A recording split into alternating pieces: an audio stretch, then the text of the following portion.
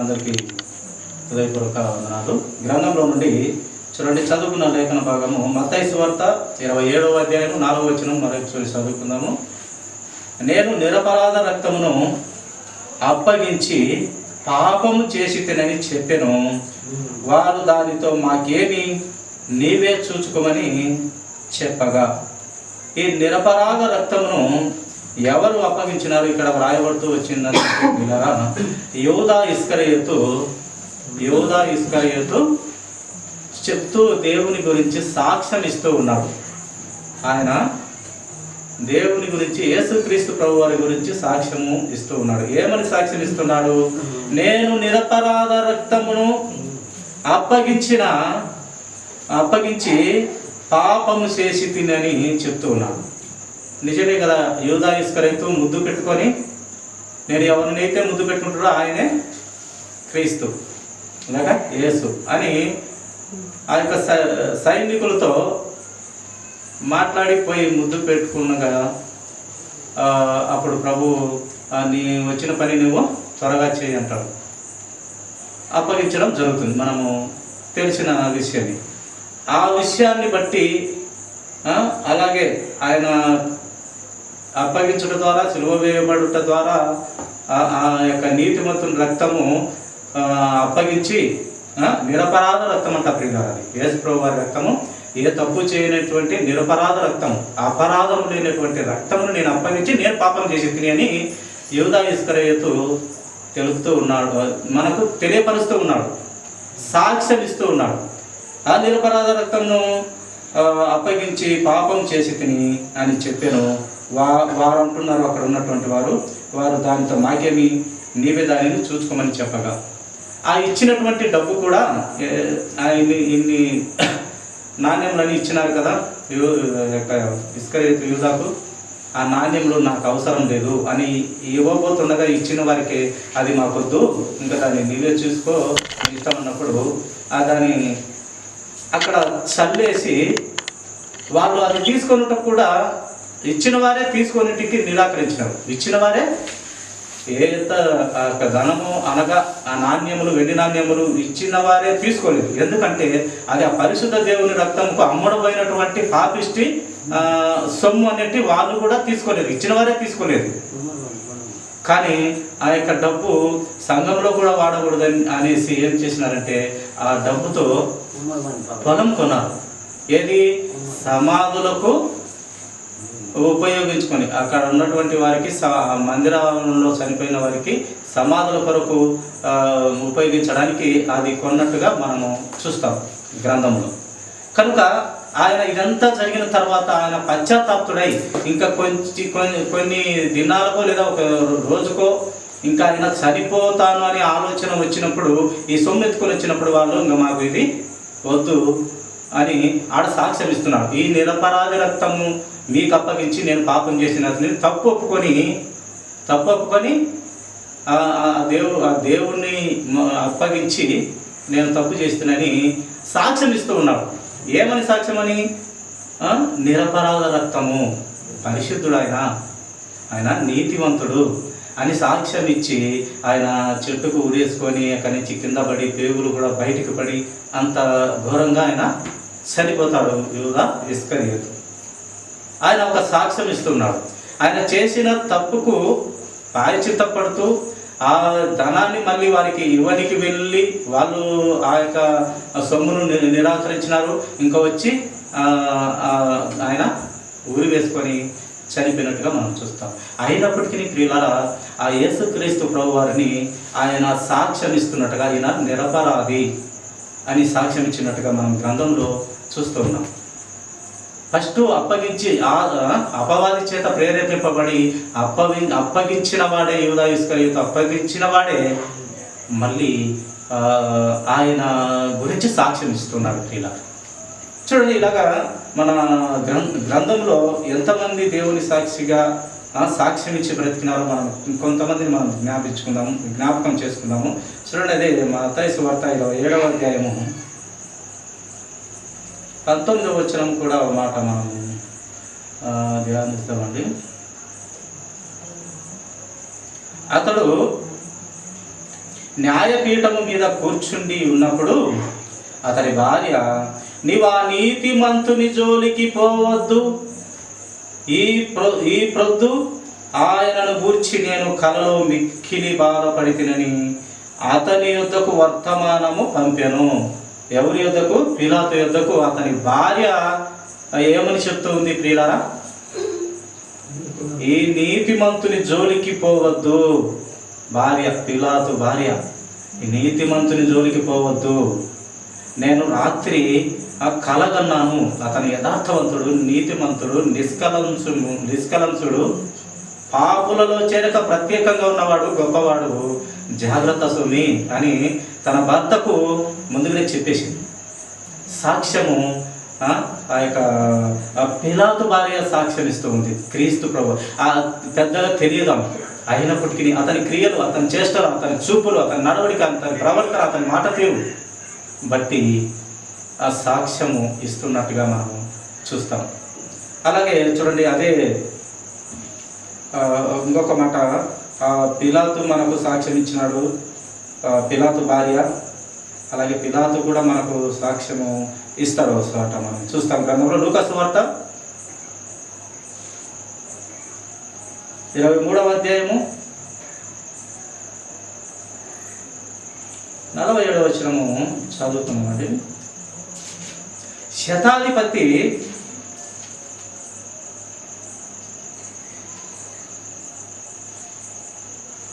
ఈ యొక్క చూడండి మాట చదువుకోకముందు ఒక పిలాతు గురించి ఒక సాక్ష్యం మనం జ్ఞాపకం చేసుకున్నాము.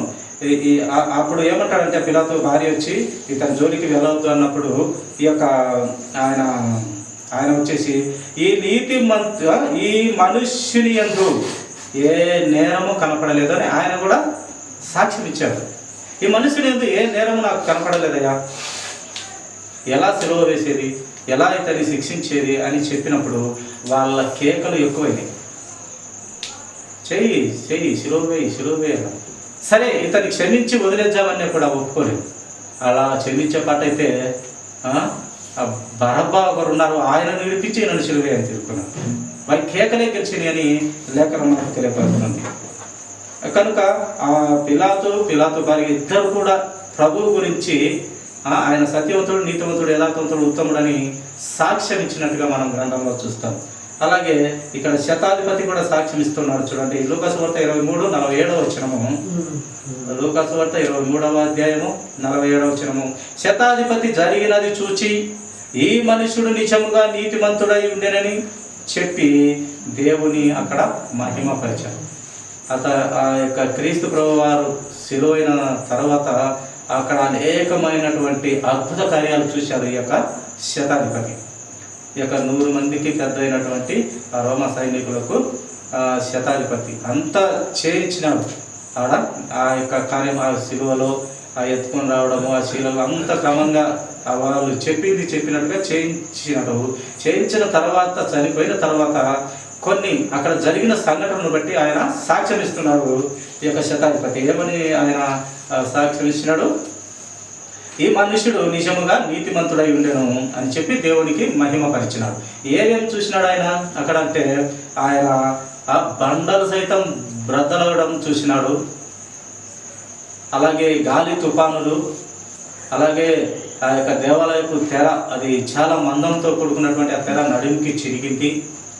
ఎంతోమంది పరిశుద్ధ చనిపోయినటువంటి వారు, మృతులైనటువంటి పరిశుద్ధులు లేచినారు. భూకంపం జరిగింది, బండలు బద్దలైనాయి, సూర్యుడు కూడా చీకటి అయిపోయినాడు. అంతా చీకటి ఛాయలుగా ఉంటుంది. ఇవంతా చూసేప్పుడు ఆయన సాక్ష్యం ఇస్తున్నాడు, ఈ మనుష్యుడు నిజముగా నీతిమంతుడై ఉన్నాడని మోకాల్లోని దేవునికి సాక్షిగా ఆయన చెప్పినట్టుగా మనము చూస్తూ ఉన్నాం. ప్రియులారా, మహిమపరిచినాడు దేవుణ్ణి. చూడట, అలాగే శిలువలో దొంగ కూడా యేసుక్రీస్తు ప్రభు వారి గురించి సాక్ష్యం ఇస్తూ వచ్చినాడు. ప్రియులారా, అదే లూకా సువార్త 23వ అధ్యాయము 41వ వచనం చూస్తాం. చూడండి, మనకైతే ఇది న్యాయమే, మనము చేసిన వాటికి తగిన ఫలము పొందుచున్నాము. కానీ ఈయన ఈ యేసుక్రీస్తు వారు ఏ తప్పిదమును చేయలేదని చెప్తూ ఉన్నాం. మనకైతే మన చేసిన వాటికి మనకు జరగవలసిందే, మనకు న్యాయమే శిక్ష. ఎందుకంటే మన క్రియలు సరిగా లేదు, మన చేసినటువంటి పరిస్థితి సరిలేదు, కనుక మనకు ఈ శిక్ష పడాల్సిందని దొంగతో మాట్లాడుతూ ఉన్నాడు. వాళ్ళిద్దరు మాట్లాడుకుంటూ ఈ యొక్క యేసుక్రీస్తు ప్రభు వారికి సిలువ వేయకూడదు, ఆయన నిజముగా ఆయన నీతిమంతుడు, మనకైతే న్యాయమే కానీ ఆయనకు శిక్ష పడకూడదని ఇక్కడ మనము ఈ సిలువలో దొంగ దేవుని సాక్షిగా చెప్పినట్టుగా మనము గ్రంథంలో చదువుతూ ఉన్నాం ప్రియులారా. అలాగే చూడండి, లూకా సువార్త 23:4వ అధ్యాయం కూడా 4వ వచనం చదువుకున్నాం. 23వ అధ్యాయము 4వ వచనము.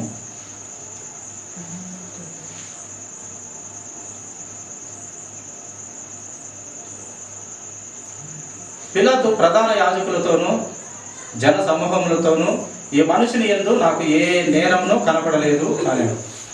ఆ మనుషుని యందు ఏ నేరము నాకు కనపడ వాక్యం చదువుకున్నాం. పిలాతు సాక్ష్యము ఇక్కడ తెలుపుతూ ఉన్నాడు. ఈ మనుషుని యందు నాకు ఏ నేరం కనపడలేదు, మీరైతే సిలువ వేయి వచ్చినారు, ఏ నేరం కనపడలేదు అని ఈ యొక్క పిలాతు మనకు వాళ్ళిద్దరు భార్యాభర్తలు కూడా దేవుని గురించి సాక్ష్యము పలికినట్టుగా మనము గ్రంథంలో చూస్తూ ఉన్నాం ప్రియుగా. చూడండి, అలాగే ఇంకా చివరిగా ఇద్దరిని చూసుకొని మనం ముగించుకుందాము. పేతురు రాసిన మొదటి పత్రిక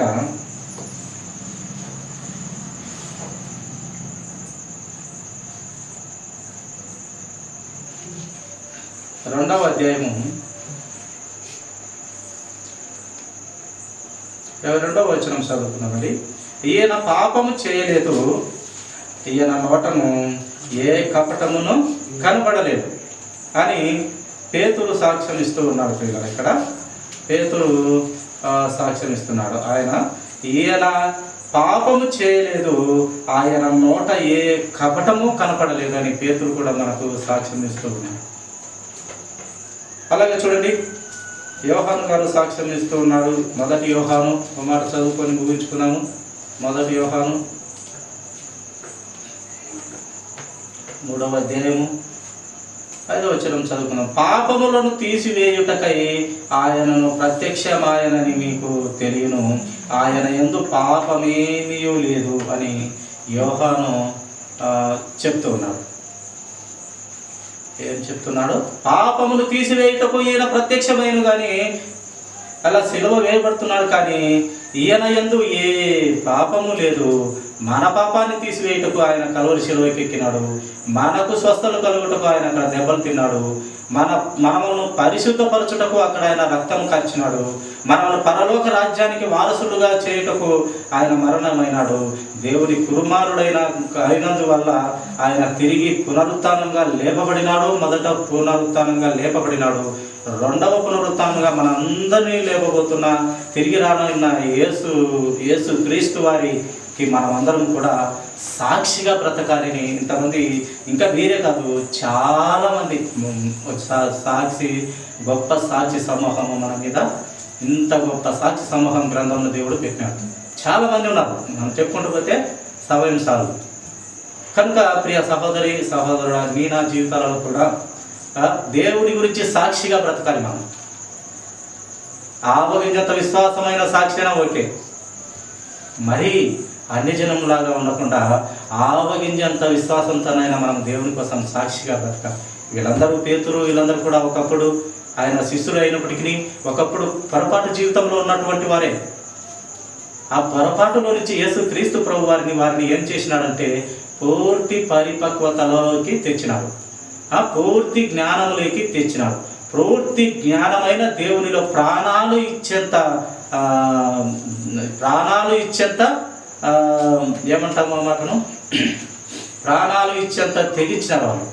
అంతలా దేవుడిని ప్రేమించినారు, అంతలా వాక్యాన్ని నమ్మినారు, అంతలా విశ్వాసం ఇచ్చినారు, ఓర్పు కలిగి ఉన్నారు, ప్రాణాలు సైతం బలిగా ఇచ్చేసినారు. అంతలా వారిని తీర్చి చక్కదిద్దినాడు.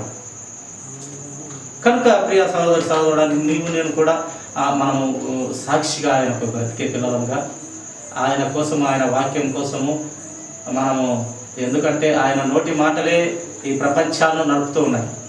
ఆయన నోటి మాటే లేకపోతే ఈ యొక్క విశ్వంలో భూమి లేదు, ఆకాశం లేదు, నక్షత్రాలు లేవు, ఏమీ లేవు, సూర్యచంద్రుడు అసలే లేవు. ఆయన నోటి వాక్కుల ద్వారా కలిగినటువంటి వాటితో మనకు భూమి మీద ఏమిచ్చినాడు? గాలి, అనగా జీవం ఇచ్చి భూమి మీద జీవం పెట్టి, ఎక్కడా జీవం లేదు, భూమి మీద మాత్రమే ఆ జీవవాయువు ఆయన పెట్టి మనుషులను మనము తయారు చేసి యేసుక్రీస్తు ప్రభు వారి పరిశుద్ధ రక్తం ద్వారా మనము పవిత్రపరిచి ఆయన రాజ్యానికి పిలుచుకోవాలనుకుంటున్నాడు. అట్టి దేవుణ్ణి మనం కూడా ఆయన సువార్తను కానీ, ఆయన మాటలు కానీ, అందులో మనకు బాధ్యత కూడా ఉంది. ఏం బాధ్యత ఉంది? మీరు నలుదిక్కులకు వెళ్ళి నా యొక్క సువార్త ప్రకటించండి. నేను ఆ కలువలో సిలువలో పడినటువంటి పాటలు వ్యర్థం కాకుండానట్లు నా గురించి తెలపండి. ఎంతో లక్షల్లో మంది నాను తెలియని, నా నామం తెలియని పిల్లలు ఉన్నారు. వారికి నా సత్యం వివరించండి, నా పరిశుద్ధత వివరించండి, నా నీతి కలిగిన న్యాయములు, శాసనములు, ఉద్దేశాలు, కట్టడలు చెప్పండి. అవి గ్రంథంలో సృష్టికర్తనే వ్రాయించినాడు, సృష్టికర్త అయిన పరిశుద్ధాత్మ దేవుడు వ్రాయించి పెట్టినాడు. వాటిని వివరించండి, దేవుని ప్రేమను తెలియపరచండి. దేవుని కోసం బ్రతికే పిల్లలుగా, ఏ తప్పు చేయకుండా, ఏ నిందారహితులుగా మీరు ఉండకుండా అక్కడ నా ముందు నిలవాలని దేవుడు కోరుతున్నారు. కనుక అట్టి స్థితిలో దేవుని జ్ఞానం పొందుకొని మనం కూడా దేవుని సాక్షులుగా బ్రతకాలని దేవుడు కోరుతున్నాడు. కనుక ఈ కొద్ది మాటలు దేవుడు దీవించిన కాక తల ఉంచినట్లయితే చిన్న ప్రార్థన. మహాపరిశుద్ధుడు తండ్రి, స్తోత్రాలు.